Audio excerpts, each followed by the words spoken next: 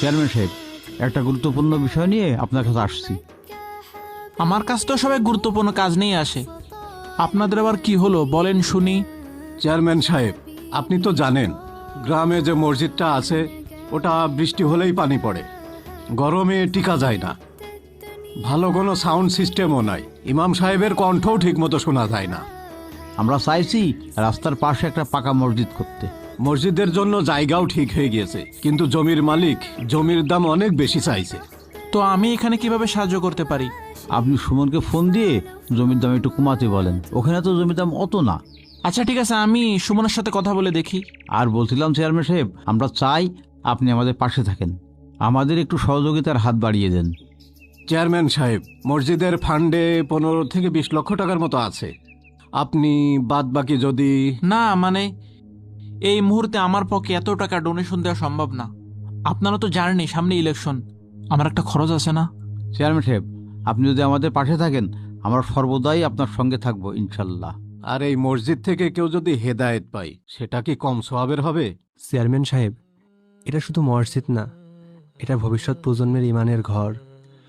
আমাদের এলাকায় দেখেন একটা ভালো মাদ্রাসা নেই, মক্তবটা যদি ঠিকমতো চালু না থাকে আমাদের এলাকার বাচ্চারা দিন শিখবে কোথা থেকে? আপনি নিশ্চয়ই চান না আমাদের সমাজ থেকে নীতি নৈতিকতা উঠে যাক, দিন শিক্ষা উঠে যাক। আল্লাহর ওয়াস্তে আপনি আমাদের মসজিদ বানাতে সাহায্য করেন।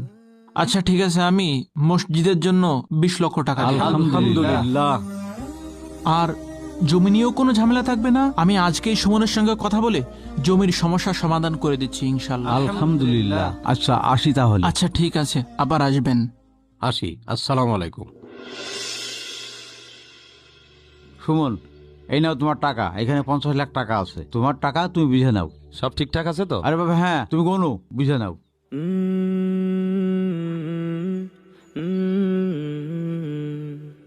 আচ্ছা পরে গুনে নেবা না, সমস্যা নেই। মৌরি কই?